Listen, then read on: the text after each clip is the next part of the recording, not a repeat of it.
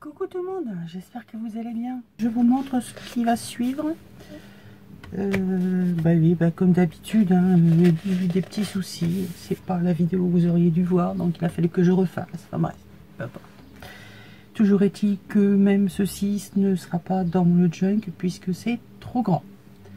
Alors, avant de vous montrer ce qui est dans le junk, je vais vous montrer les différents modèles que j'avais fait. Donc celui-ci, c'était mon exemple pour moi perso. Voilà. Donc fabrication avec une feuille 30-30 d'une big enveloppe avec la punchboard la plus grande des tailles. Seulement pour m'aller dans le junk, c'est pas pratique. C'est pas grave, ça servira à autre chose. Et par dessus, j'y recolle une pochette faite maison. Vous savez, c'est la feuille que l'on plie en 3, que l'on vient coller. Enfin, je vous mettrai la vidéo qui correspond, parce que je l'ai déjà fait en tuto. Et puis le tag qui se glisse ici. Donc, vous allez voir plusieurs petites choses. C'est pour que vous compreniez bien là où sont les pochettes. Donc ici, on a une pochette, deux pochettes.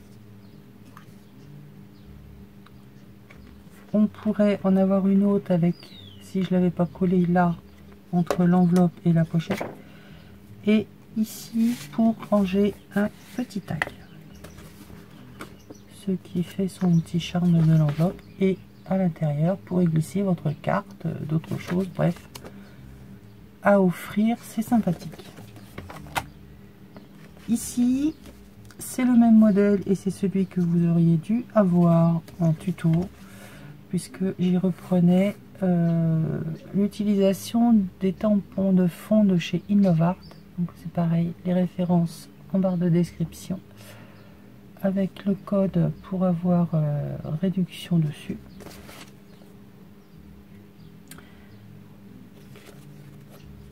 Donc toujours pareil, une pochette ici, la pochette normale. J'y ai mis ceci en embellissement, c'est pareil, je vous remettrai le lien du tuto où je le fais, hein, c'est le porte-ticket et sans tag.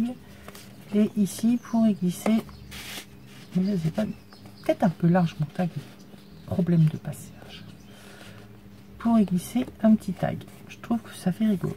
Et donc toujours par l'enveloppe pour y mettre la carte. Donc là il y a plein de bébêtes partout. Ici c'est simplement un die cut que j'ai fait avec plusieurs épaisseurs de collage d'une étiquette faite avec mes perfos de chez Stampin' Up, et dessus j'y ai mis un die cut d'enveloppe, de valise, puisque là le timbre c'est une enveloppe qui voyage.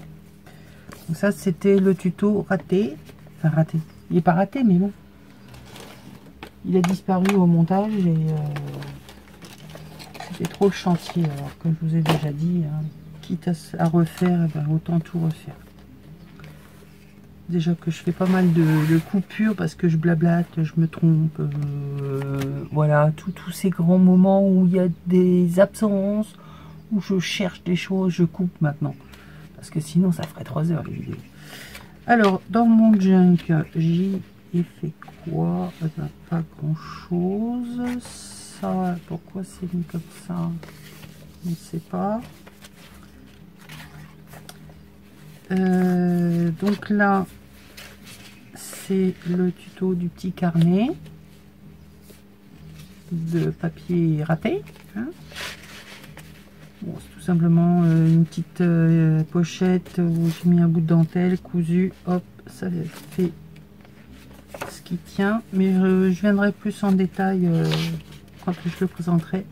Voilà ce que je voulais vous montrer, c'était comment j'ai mis dans mon junk la page à la bonne dimension. Donc toujours avec des feuilles 30-30 de chez Nose qu'on a vu il y a longtemps. Mais l'enveloppe là cette fois je l'ai faite beaucoup plus petite. Donc toujours avec un tag qui vient se mettre sur le côté. Ici la pochette en haut. C'est sur lequel que ça doit être sur l'autre. Là, et quand on ouvre à l'intérieur, évidemment, ça ne sera pas pour y mettre la carte, puisque c'est dans un junk, ce sera pour y glisser les éphéméras. Donc, voici ma page, mon enveloppe et ses pochettes dans le junk. Voilà, voilà, voilà. Ben, il grossit un peu père.